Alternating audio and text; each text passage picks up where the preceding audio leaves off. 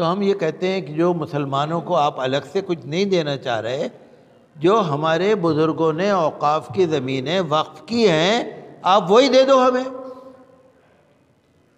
افسوس یہ ہے کہ پچھلے 75 سال میں اوقاف کا جتنا خرد برد ہوا ہے نا، اس سے زیادہ کسی کا نہیں ہوا۔ دلی کے اندر بہت ساری جگہیں ہیں جو اوقاف کی ہیں لیکن قبضے میں ہیں دوسروں کے۔ جو طالب علموں کو امداد ملا کرتی تھی پہلی کلاس سے 8ویں کلاس تک کی پری میٹرک اسکالرشپ، وہ بند کر دی، حالانکہ پہلے سے اعلان نہیں کیا، بند کر دی۔ ایک نئی اڑان اسکیم تھی، نئی اڑان اسکیم، جو سول سروس کا ایگزام، بڑے امتحان کی تیاری جو کرتے تھے ان کو سرکاری طور سے کچھ پیسے ملتے تھے، وہ بند کر دی۔ جو ریسرچ کرنے والے تھے، ایم فل اور پی ایچ ڈی کرنے والے لوگ تھے، ان کو ایک اسکیم ملا کرتی تھی Maulana Azad national fellowship scheme, وہ بند کر دی۔ آپ دیکھیے کہ پڑھنے والوں کے خرچے بہت ہوتے ہیں۔ آج کے زمانے میں 2 روٹی کھانا مشکل ہے، 2 وقت۔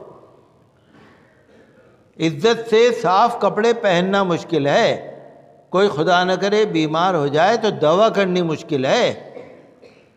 سرکار جو ہے وہ اسکیمیں بند کرے جا رہی ہے طالب علموں کو۔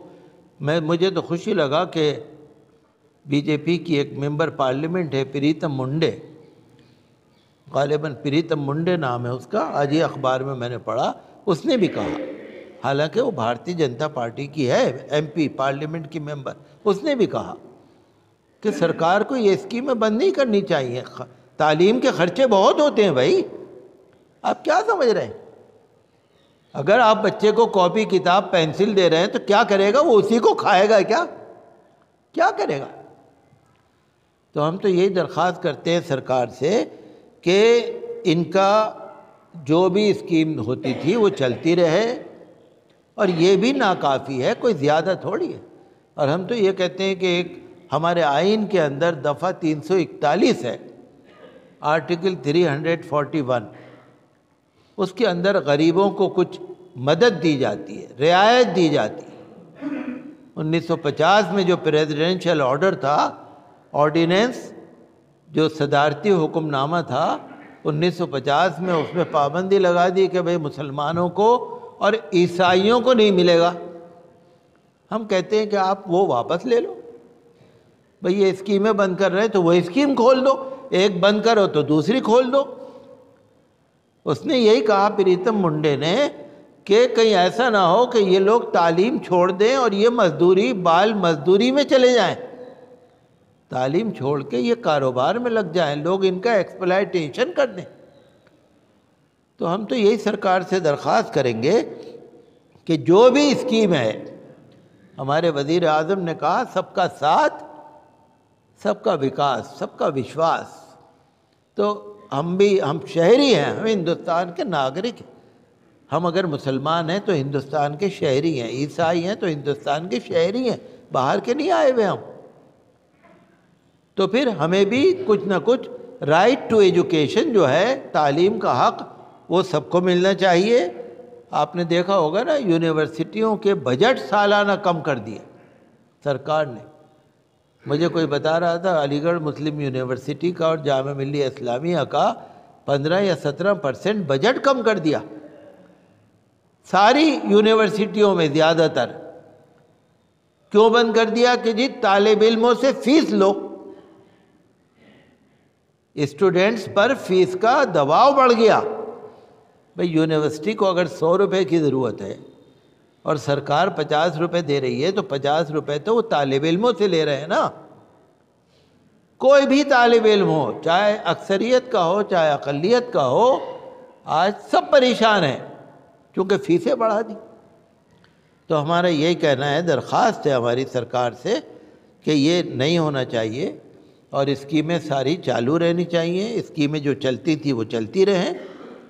اور دوسرا ہم یہ کہتے ہیں کہ جو مسلمانوں کے اوقاف ہیں، اوقاف کی زمینیں، جیسے بہت سارے قبرستان ہیں، درگاہوں کی زمینیں ہیں، مسجدوں کی زمینیں ہیں، مسجدیں ہیں، مسجدوں کے ملحق جو زمینیں ہیں اوقاف کی، وقف ایکٹ بنا ہوا ہے 1995 کا، پھر اس میں ترمیم ہوئی ہے 2013 میں شاید. تو ہم یہ کہتے ہیں کہ جو مسلمانوں کو آپ الگ سے کچھ نہیں دینا چاہ رہے، جو ہمارے بزرگوں نے اوقاف کی زمینیں وقف کی ہیں، آپ وہی دے دو ہمیں. افسوس یہ ہے کہ پچھلے 75 سال میں اوقاف کا جتنا خرد برد ہوا ہے نا، اس سے زیادہ کسی کا نہیں ہوا.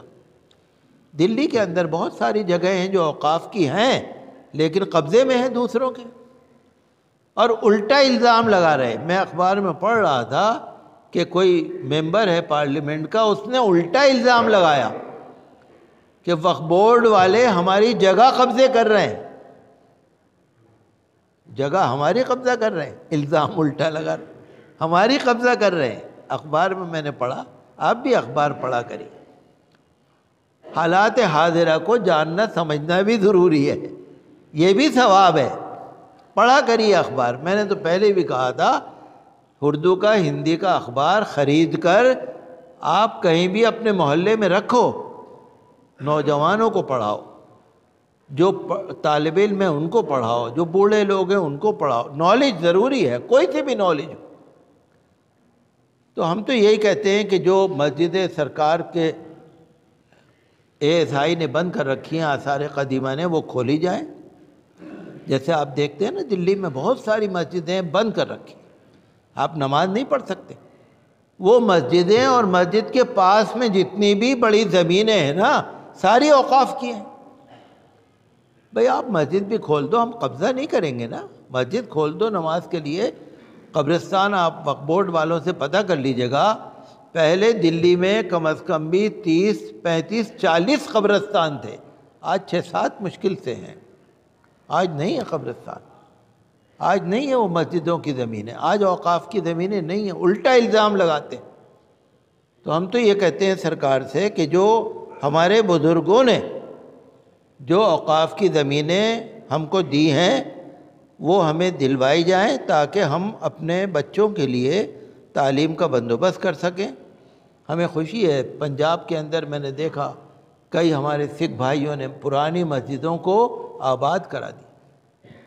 کئی سکھ بھائیوں نے، ہم ان کا شکریہ ادا کرتے ہیں، دھنیہ واد کرتے ہیں. 70 سال سے مسجد بند پڑی تھی، 50 سال سے بند پڑی تھی، کھول دی. بہت سارے ہم ہندو بھائیوں کا بھی شکر ادا کرتے ہیں، ہر بھارت کے ہندوستانی کا شکر ادا کرتے ہیں. شکریہ کہ جو سچ بات بولتے ہیں. سارے خراب نہیں ہیں، 2-4% اگر خراب ہوں تو خراب ہوں، اور وہ بھی اگر مذہب اسلام کو سمجھ لیں گے نا، اگر مذہب کو پڑھ لیں گے تو اتنے کٹر نہیں رہیں گے. وہ بھی لوگ نا افواہیں پھیلا دیتے ہیں، کہہ دیتے ہیں مسلمان ایسے مسلمان ایسے. تو ہمیں ضرورت ہے کہ ہم اپنے اسکول کھولیں، اپنے کالج کھولیں، اپنے مذہب کو اچھے انداز میں لوگوں کے سامنے پیش کریں، اور اپنی مسجدوں کو آباد رکھیں، اپنے نوجوانوں کو، بچوں کو تربیت دیں، دین کی تعلیم دیں، اور جو بھی ہم کر سکتے ہیں وہ کریں تاکہ ہندوستان کا نام ودیشوں میں اچھا ہو. ہم نے آزادی لی، ہم نے 75 سال آزادی کی سیوا کری. ہم تو یہ چاہتے ہیں کہ ہندوستان کا نام اونچا ہو. ہندوستان کا نام اونچا ہوگا تو ہم سب کا بھی اونچا ہوگا.